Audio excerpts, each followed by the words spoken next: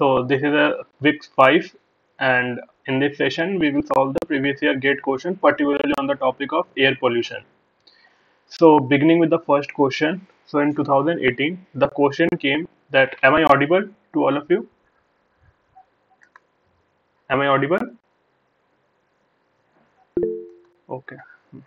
So so the first question says that there are 20,000 vehicles operating in a city with an average annual travel of 12,000 km per vehicle. The NOx emission rate is 2 gram per kilometer per vehicle. The total annual release of NOx will be. So they have given the four options. So when we solve this kind of question, so first of all we write the given data what they have given in the question. So first is total number of vehicles. So total number of vehicles.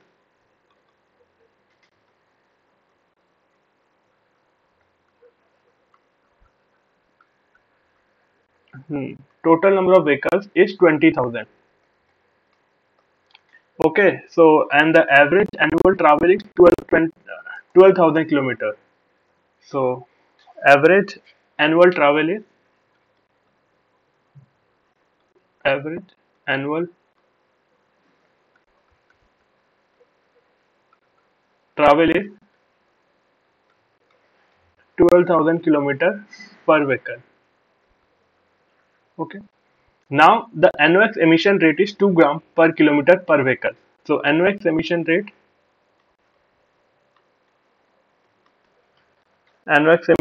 is 2 gram per kilometer per vehicle. Okay. So basically, so they are asking the total annual release of NOx will be. So for total NOx release, total annual release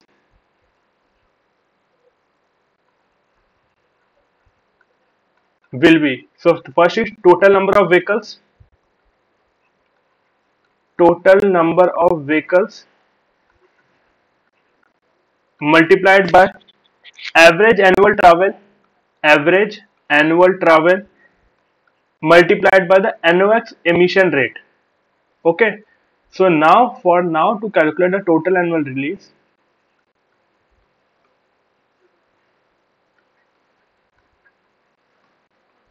is given by, so what the total number of vehicles are 20,000,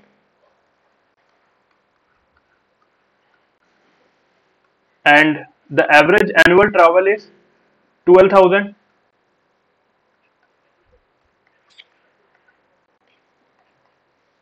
and the NOx emission rate is 2 gram per kilometer per vehicle. So here it is 2 gram, and in answer they are mentioned in terms of kg. So we have to convert this gram into kg.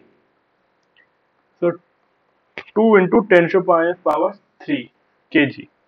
So now the total value will come out to be 4,80,000 kg. So option A is the correct option. So whenever you get this kind of question, it is always better to first see the units and then you proceed. Since in the question they are mentioned in gram, and however in the options they are mentioned in kg. So the answer is 4,80,000 kg. So anyone has any doubt in this question? Anyone has any doubt? Okay. So now moving to the second question. Now second question says a coal containing 2% sulfur is burned completely to ash in a brick kiln at a rate of 30 kg per minute. The sulfur content in the ash was found to be 6% of the initial amount of sulfur present in the coal fed to the brick kiln.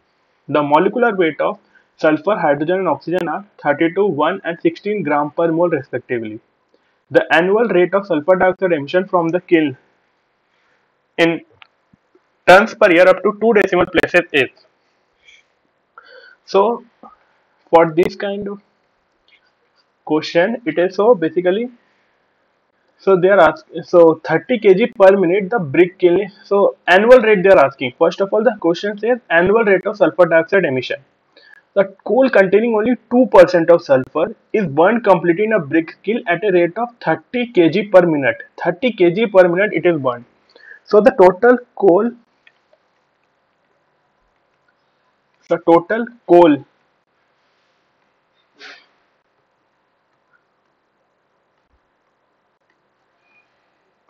burnt in a year in a brick kiln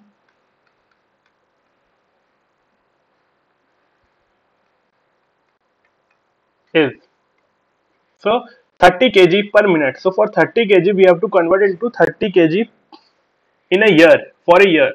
So it will be 30 into 60 into 24 into 365.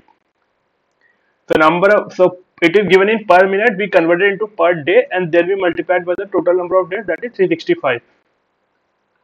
So answer come out to be 15768 kg. Okay, so we calculated the total coal burnt in a year in a brick kiln. Now the second thing which we have to focus is sulfur content. Sulfur content in the coal. If this much amount of coal is burnt in a year, what will be the sulfur content in this much amount of coal? So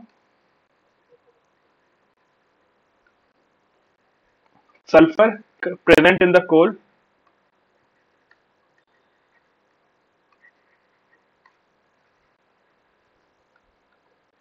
sulfur present in the coal will be 2%. So 0.02 into 15768,000 kg. So basically the sulfur content in the coal is 315360 kg. This is the sulfur present in the coal. Now, if you read the question, they are saying the sulfur content in the ash found to be 6% of the initial amount of sulfur present in the coal fed to the brick kiln. Now the sulfur content in the ash, this line. Now sulfur content in the ash we have to find.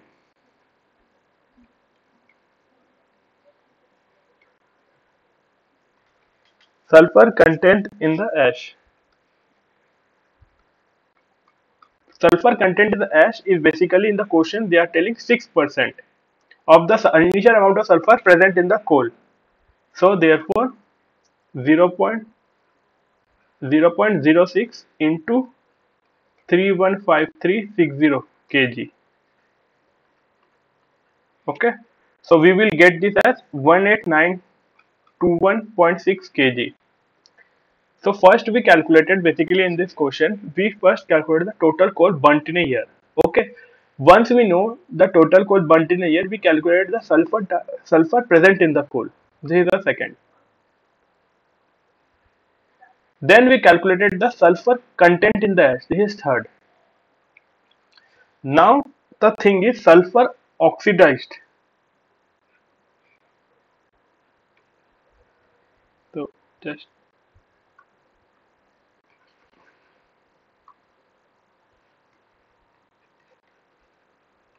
sulfur oxidized into SO2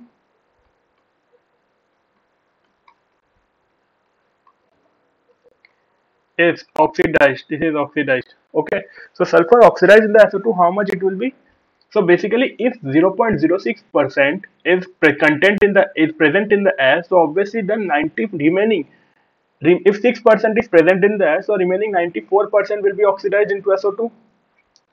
So 0.94 into 315360.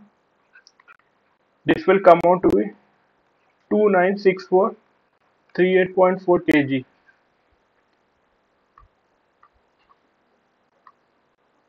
Okay, so now the first, so we calculated sulfur oxidized into SO2. It came out with 296,438.4 kg. Now from the chemical reaction, sulfur reacts with O2 and forms sulfur dioxide. Okay, so 32 gram of sulfur produces 64 gram of SO2. So basically we have to write this in line. 32 gram sulfur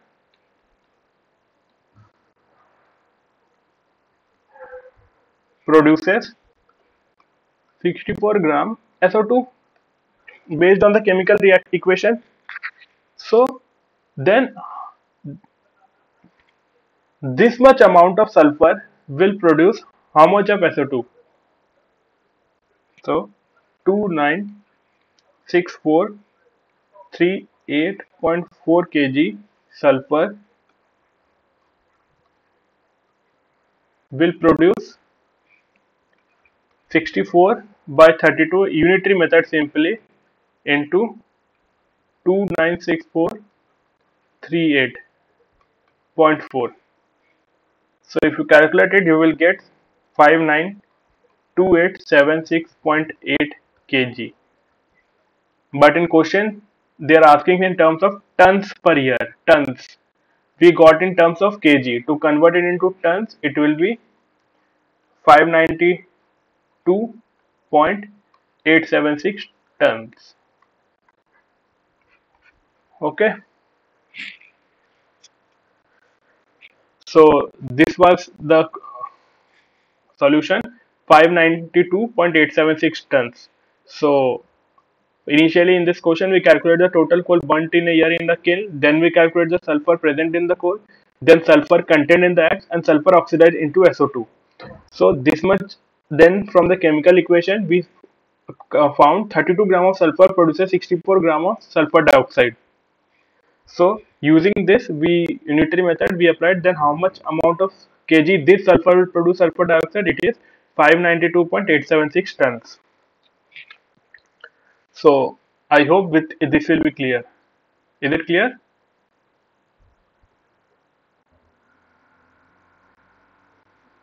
Okay.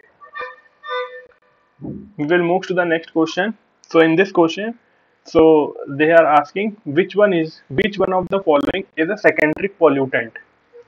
So ozone, carbon monoxide, hydrocarbon, volatile organic carbon. So before solving this question, we should first know what is meant by secondary pollutant and what is meant by primary pollutant. So air pollutant is divided into secondary pollutant. Sorry, first it should be primary, then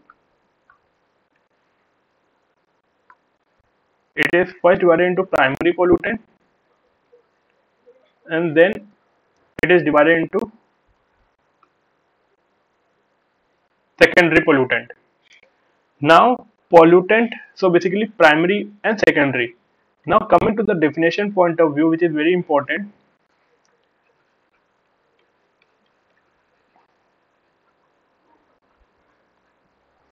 Basically primary air pollutant are those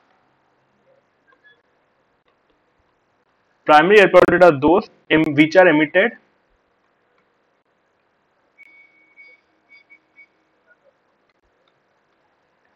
directly from identified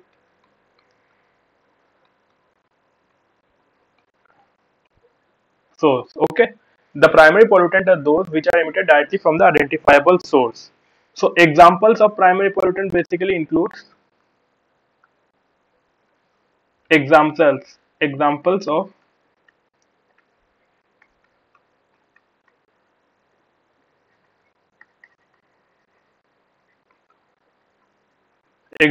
primary pollutant. The first is finer particles.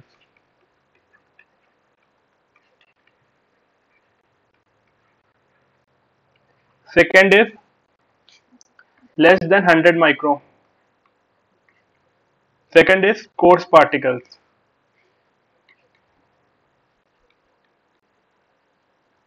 That is greater than 100 micron in diameter.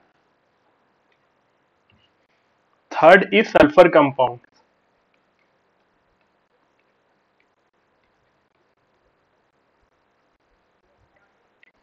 Fourth is carbon monoxide.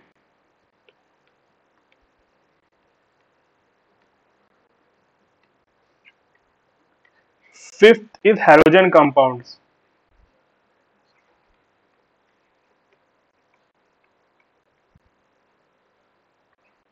Sixth is organic compounds.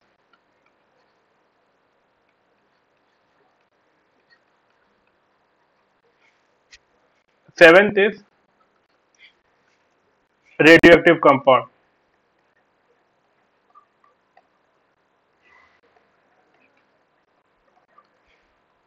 Okay, and eighth is oxides of nitrogen. So you have to remember all these are primary pollutants since they are emitted directly from the identifiable sources. Now coming to the secondary pollutant. Secondary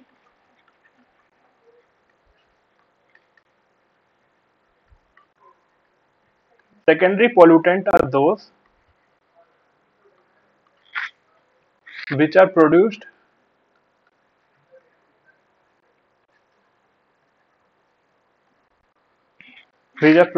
in the air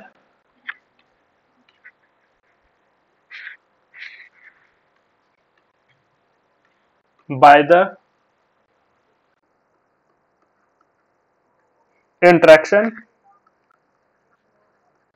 among two or more primary pollutants,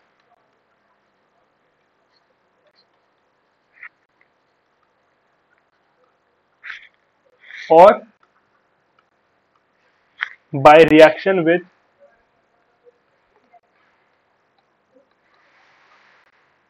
normal atmospheric constituents. The reason behind why I am writing this definition because it is important, it will make your concepts clear.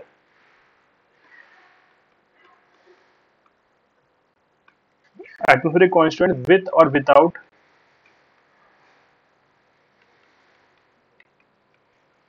photoactivation. Okay. So basically, secondary pollutants are those which are produced in the air by the interaction among two or more primary pollutant or by reaction with atmospheric constituent with or without photoactivation. So their examples are first is ozone, second is formaldehyde,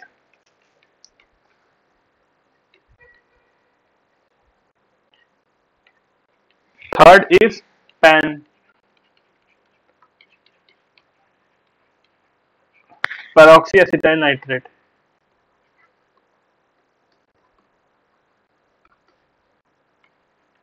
fourth is formation of this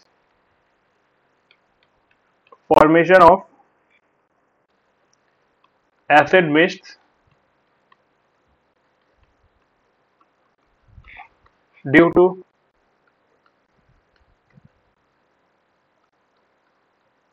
reaction reaction of sulfur dioxide and dissolved oxygen when water droplets are present in the atmosphere.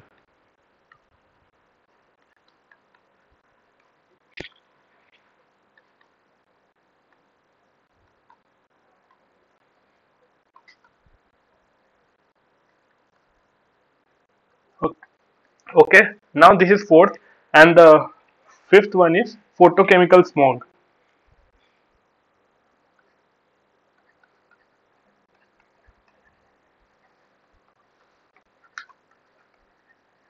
Okay, knowing all these examples, now you can easily answer the question. So, which of the following is secondary pollutant? So, secondary pollutant is ozone. So, ozone is our answer because secondary pollutants are those which are produced in the air by the interaction among two or more primary pollutants or by reaction with normal atmospheric constituents. I hope this is clear. Anything? Anyone has anything to ask?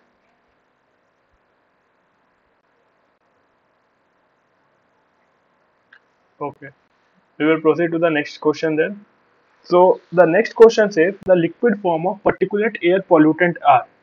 So the liquid form of particulate air pollutant are basically mist and spray. So in this question, answer B is correct. So liquid form. So This is the question of the liquid from particulate air pollutants are. So it is mist and spray because, so just for your information, mist is a cloud made of very small drops of water in the air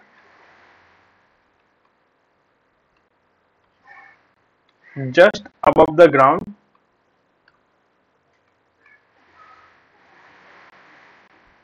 which reduces the visibility.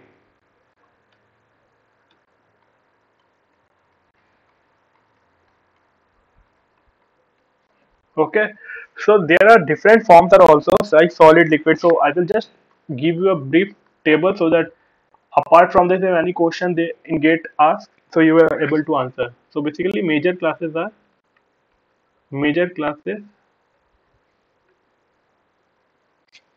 subclasses,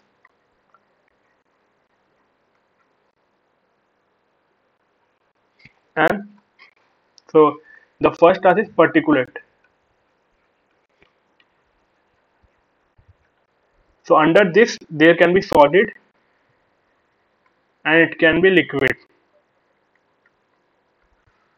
So for solid, it can be dust, smoke, fumes, and fly ash. Under liquid, it is mist and spray. Okay. Now second, under second organics.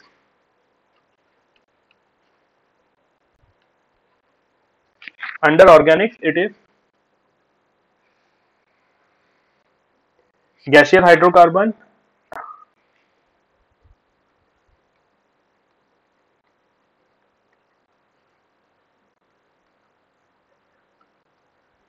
then aldehyde and ketone,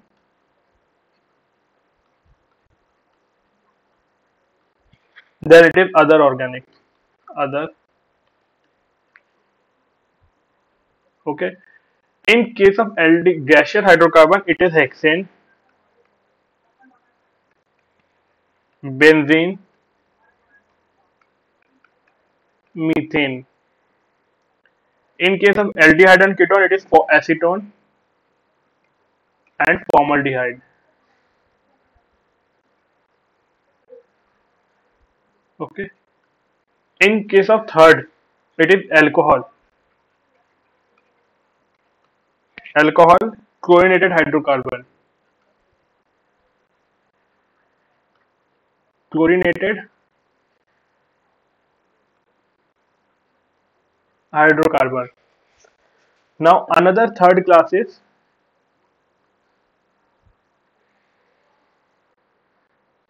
it is inorganic. Inorganic is uh,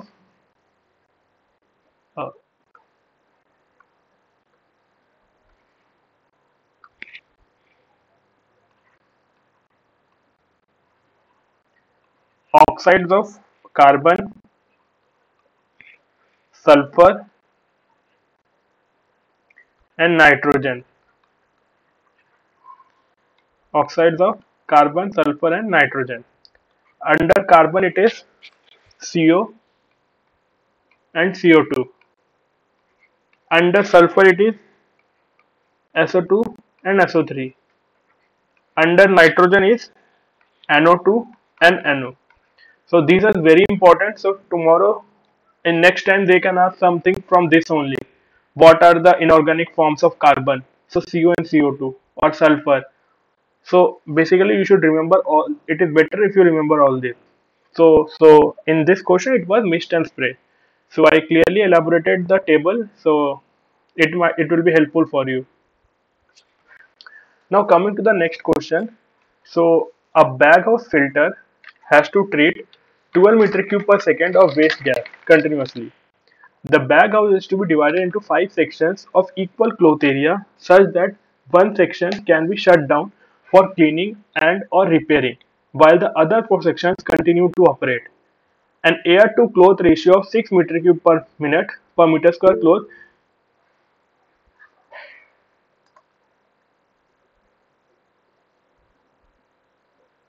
Is there any scope for of gate for pollutants on it? I think whatever I mentioned in this, it is better you remember that much, and you better solve previous year questions. So that can be helpful. Okay. And in question, also remember the mechanism behind the how smoke, what are the types of smoke, and what are the effects of pollution on humans, and what is photochemical smoke, what are their precursors. So it will be helpful if you read those. Okay, Binoy. Hmm. Okay, now coming to this, a bag of filter has to treat 12 meter cube per second of waste continuously. The bag house is to be divided into 5 sections of equal cloth area such that one section can be shut down for cleaning or repairing while other 4 sections continue to operate. An air to cloth ratio of 6 meter cube per minute meter square cloth will provide sufficient treatment to the gas. The individual bags are of 32 centimeter in diameter, 5 meter in length. The total number of bags required in the bag house is. So in this question, so they are telling the total number of bag required in the bag house. So a bag house, the first floor rate they have mentioned is they are treating 12 meter cube per second of waste gas continuously. So flow of air,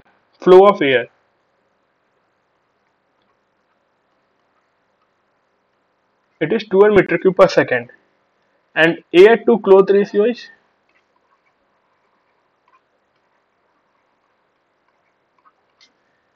they have mentioned is 6 meter cube per minute per meter square.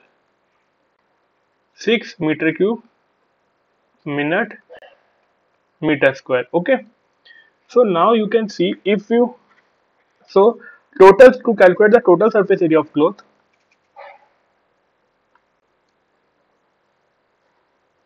So total surface area of cloth is equals to flow of air divided by air to cloth ratio.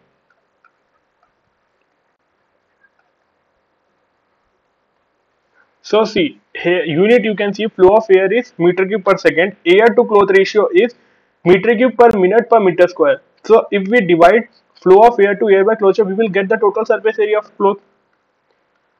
So 12 meter cube per second by 6 meter cube per minute meter square. Okay. So see, it is in second and it is in minute. So it is better we convert this also to minute. So if we have to convert this minute to second, we have to uh, multiply this by 60. So the 60 will come out in the numerator by 6. Now it will be in meter square. So it is 120 meter square. Okay. The total surface area of cloth. Now the area of each bag. So they have given the area of individual bag is 32 centimeter diameter and 5 meter in length. So area of each bag will be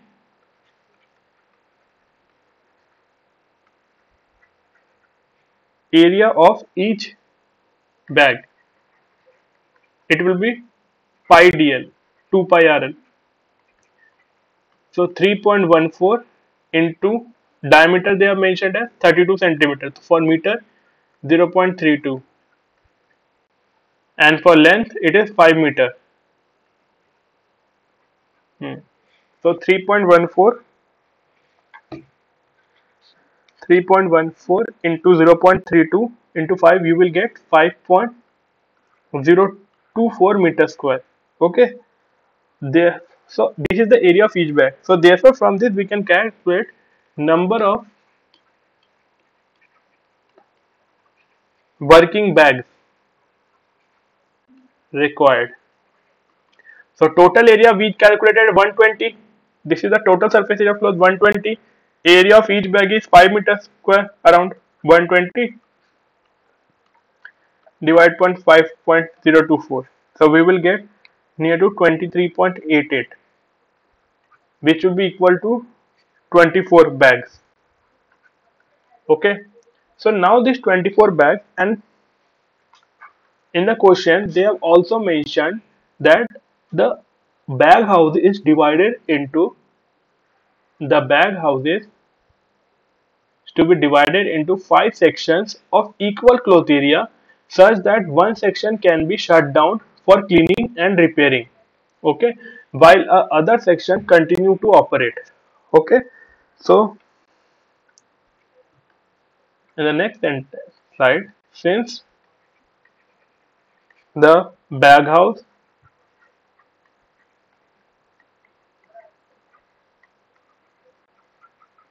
is divided into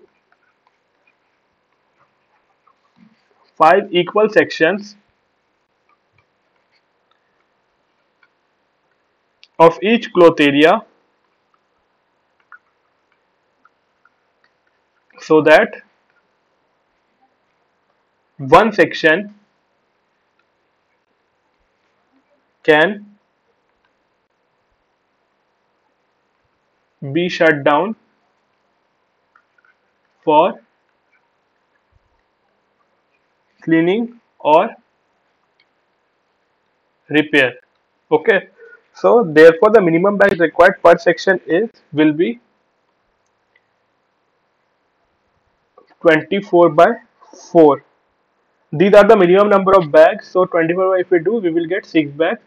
So this is the minimum number of bags. Minimum number of bags required per section is, so this is the minimum number of bags required per section, because one will be kept for cleaning. So that's why 24 divided by 4 instead of 5. So this is a 6 bag. So now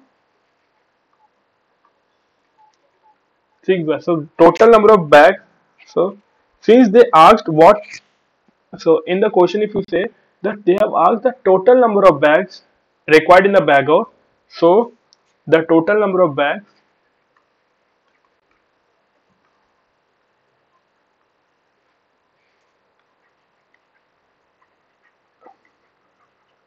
required is, so now since here totally we have 5 equal sections and we need 6 bags, minimum this much bag. So since they have asked about the total bag, we will include this section also, 5 into 6. Therefore it is 30 bags. Okay, so in this question the answer will be 30. So basically in this question what we did, the their question says the bag house filter has to treat 12 meter cube per second of waste gas continuously. The bag house is to be divided into 5 sections of equal flow area such that one section can be shut down for cleaning or repairing while the other portion continue to operate. And they have given the air to cloth ratio, the individual bag diameter and length. They also have mentioned the total number of bags required in the bag house. So basically in this question the flow of the air is 12 meter cube per second and air to cloth ratio is 6 meter cube per minute per meter square. So from there we calculated the total surface area of the cloth. So we got 112 divided by 6, we got 120 meter square. So since this was in minute, we have to convert into seconds. So we multiplied the numerator with 60. So now the total surface area of the cloth came out to be 120 meter square. So now area of each bag, see the dimension of each bag is given. So we calculated the area of each bag. So it is 5.024 meter square. So number of working bags required. So this is the total surface area of the cloth and area of each bag. So number of working bags required, it came out to be 24 bag. Since 24 bag it came out, and the bag also divided into 5 equal sections. and one section can be shut down for cleaning and repairing. So basically minimum number of bags in each section, how much it will be? 24 divided by 4, because one section will be kept for cleaning. So that's why we are telling minimum number of bags, that is 6 bags. So the total number of bags required is, so we have 5 section and multiplied by 6, we get 30 bags. Okay. So there are few more things which I want to convey you. Like apart from this, there are few more topics. Like one is photochemical oxidation reaction.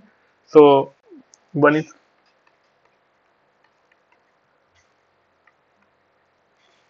photochemical air pollution. Okay. So this is also an important. They can ask you about the precursors required. So photochemical smog, basically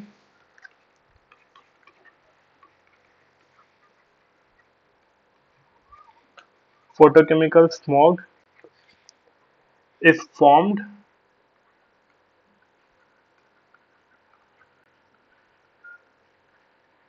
due to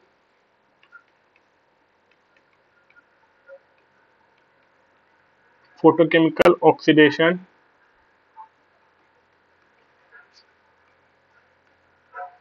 of hydrocarbon and nitrogen oxide. Okay. So under this, nitrogen oxide photochemical oxidation is also there. So photochemical smog is basically formed due to photochemical oxidation of hydrocarbon and nitrogen oxide. So in another side, we will look into nitrogen dioxide photochemical reaction.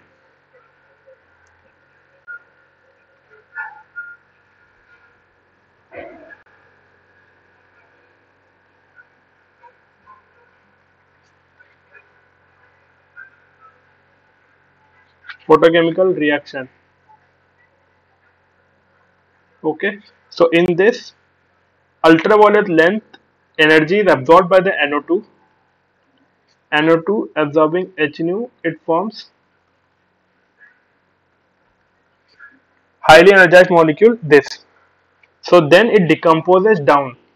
Then this, so after absorbing the light, it becomes highly energized molecule. Then it decomposes down to NO plus O.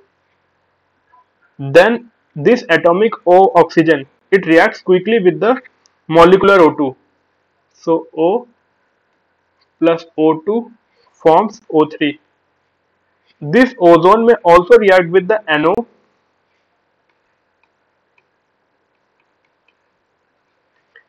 to form NO22 plus O2. So this is basically highly energized molecule. Okay. So after the absorption of NO2, after the absorption of ultraviolet light, it forms highly energized molecule. Then it's split down to nitric oxide and oxygen atom. So then this oxygen reacts quickly with this O2 molecular oxygen to form ozone. Then this ozone again reacts with the NO, and NO2 and O2 is forms. So another is sulfur dioxide photochemical reaction.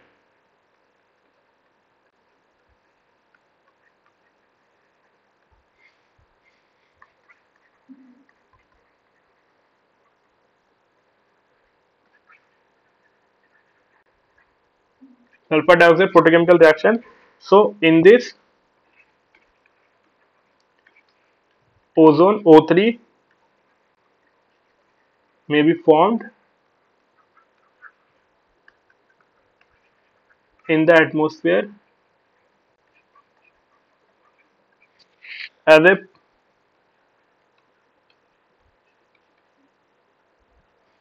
byproduct during photochemical oxidation of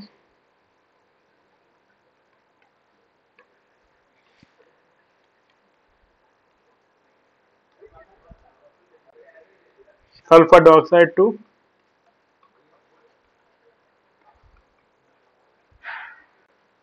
sulfuric acid.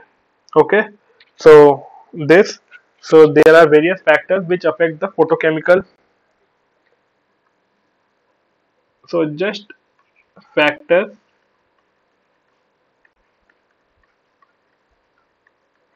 affecting the photochemical reaction. Photochemical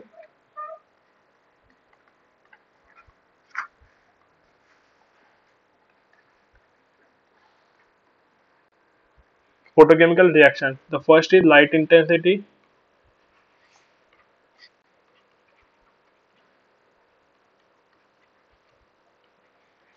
Second is hydrocarbon reactivity.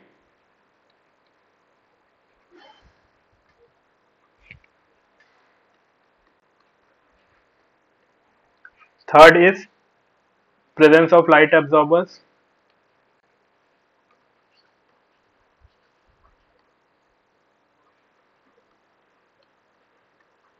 And meteorological variables.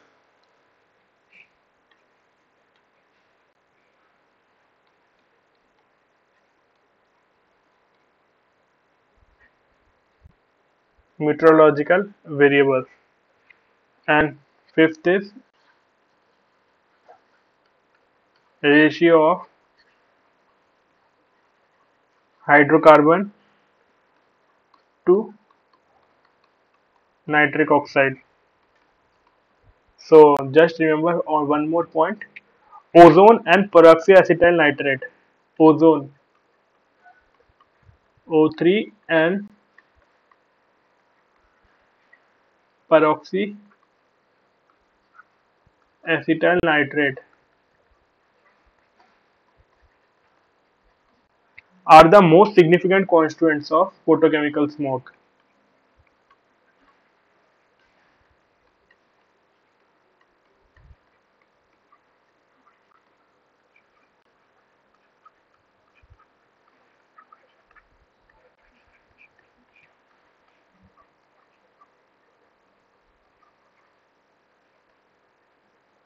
Okay, so these are one more thing. Also, it is very important for you to know, apart from this, the regarding the global warming, the major greenhouse gases are.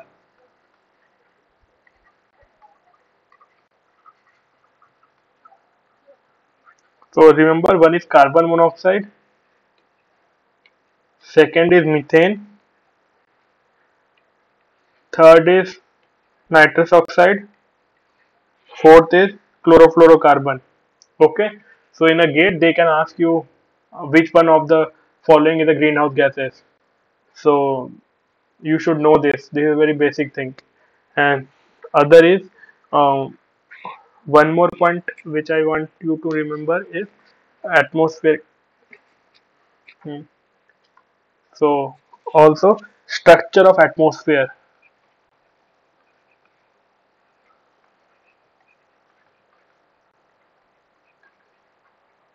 Okay, structure of atmosphere is A is troposphere,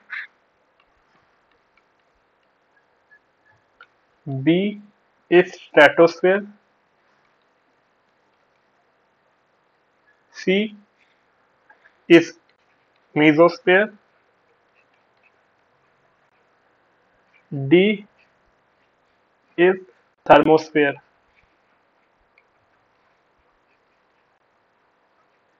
Stratosphere ranges from 0 to 11 kilometer. It ranges from 11 to 50 kilometer. Mesosphere ranges from 50 to 85 kilometer. Thermosphere ranges from 85 to 500 kilometer. Okay, so this is important. So this is for about today's session. If anyone has anything to ask, you can ask.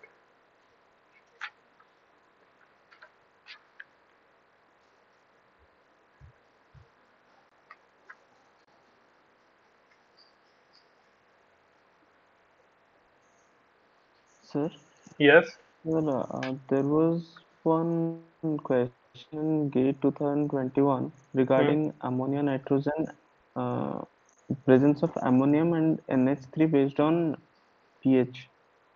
Yes. Okay. Actually, It, I have solved this question in. I think okay. In next class, then I will solve this question also. Ammonia and pH. sir, Okay. okay, sir, I wanted to know whether it is found in it is in any book or it has come Uh, out of. Ammonia and question regarding pH, right? Yes, sir. So basically, 7 and 9.25. okay. I don't have that book. Oh, okay. So you just read the ammonia section from any standard environmental book. You will get, I think.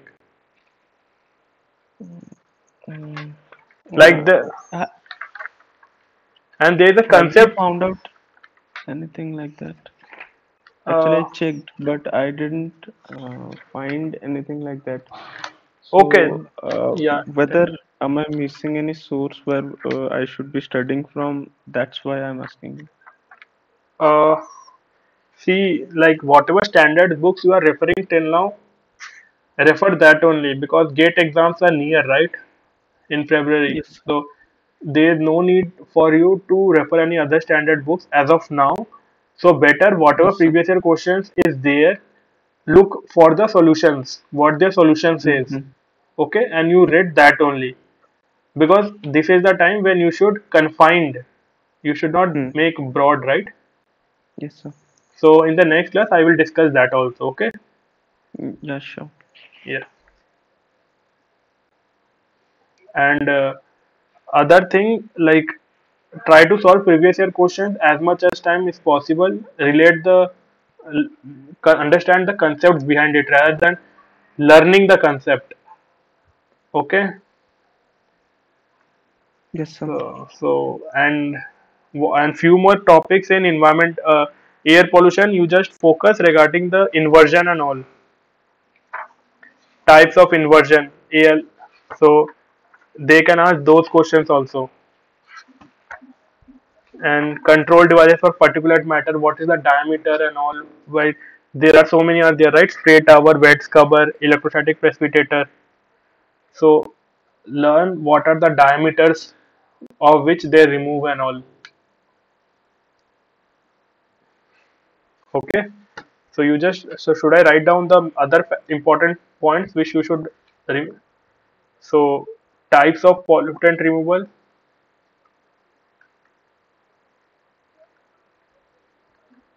technology, types of technologies. Uh,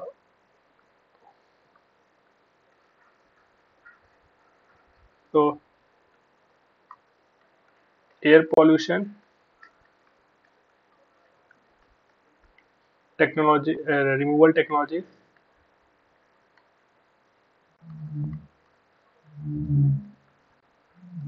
Because in 1 hour question it is difficult to cover inversion and their condition and what condition that type of inversion forms. So that are very important.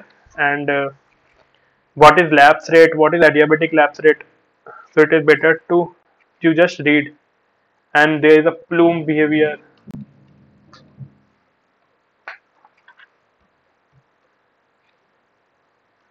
Okay, you just read all those for better understanding and conceptual clarity. And in next class I will solve the question which you are asking. Okay.